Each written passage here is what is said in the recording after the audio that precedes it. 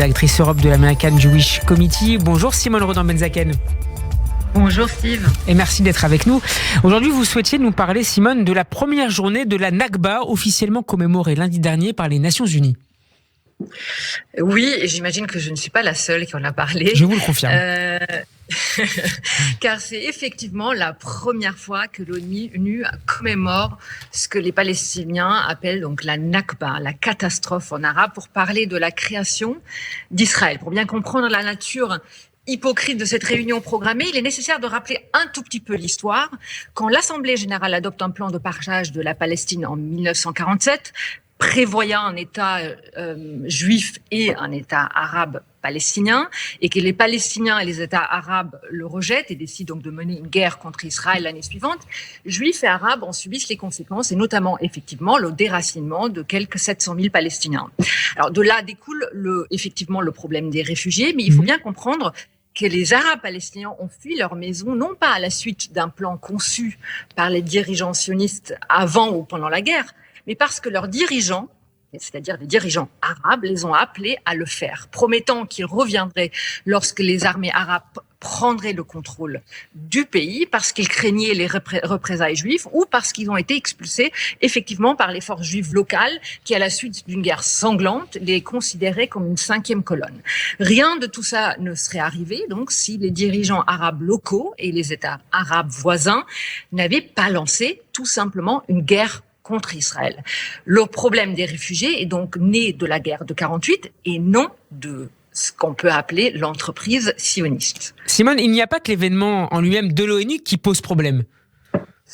En effet, à New York, Mahmoud Abbas a tenu un discours absolument révisionniste et antisémite, fustigeant le Royaume-Uni, les États-Unis et la communauté internationale pour leur soutien aux droits du peuple juif à disposer d'un État.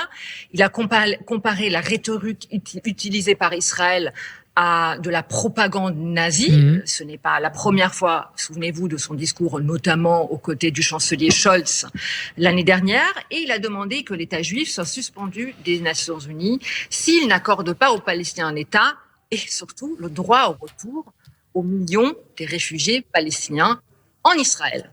Enfin, il a également improvisé un revirement très significatif de ses positions antérieures qui le conduit à rejeter non seulement toute présence et revendications israéliennes à Jérusalem-Est, en Cisjordanie et à Gaza, mais aussi la légitimité d'Israël dans ses frontières d'avant 1967, tout en exigeant à la fin d'Israël en tant qu'État majoritairement juif. Dans ce tableau Mossad que vous nous avez dressé, Simone, il faut néanmoins relever que des dizaines de pays ont décidé de boycotter cet événement. Oui, un peu plus de 40, et c'est une bonne chose que effectivement ces nations aient fait preuve d'un minimum de jugeote et de leadership de principe en refusant effectivement d'honorer de leur présence cette fête de la haine du jour de la Nakba. Toutefois, la salle de l'ONU était pleine, avec notamment des représentants de nations européennes, telles que la France, qui a été parmi les seuls à envoyer un représentant de relativement de haut niveau, l'Espagne et le Luxembourg, ainsi que de hauts fonctionnaires de l'ONU. Dans la mesure où la table de négociation entre Israéliens et Palestiniens est désertée depuis 10 ans, on aurait préféré que ces mêmes acteurs fassent preuve d'encore plus de fermeté pour inciter à la reprise des pourparlers, plutôt que de laisser déverser des discours haineux de la part de celui-même qui pourrait être appelé à signer une paix future avec Israël.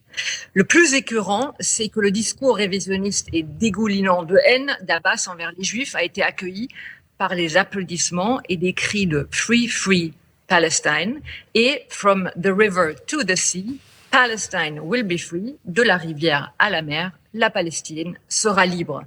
Ces slogans, j'ai pas besoin de vous le rappeler, sont couramment utilisés par les groupes pro-palestiniens, les organisations terroristes telles que le Hamas et le djihad islamique, comme cri de ralliement appelant à la destruction d'Israël.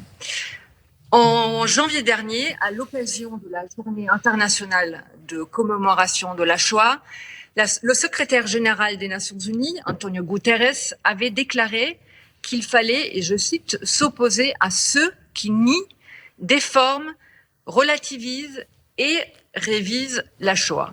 Il est triste aujourd'hui de voir qu'en seulement quelques mois, cette belle promesse a été bafouée dans l'enceinte même de l'ONU, sans que cela dérange personne. Espérons que votre message soit entendu jusqu'à New York. Merci beaucoup Simone Rodin-Benzaquet d'avoir été avec nous. Je rappelle que vous dirigez, vous êtes la directrice Europe de l'American Jewish Committee. On peut réécouter cette chronique en podcast sur radioj.fr. Très bon après-midi à vous, Shabbat Shalom.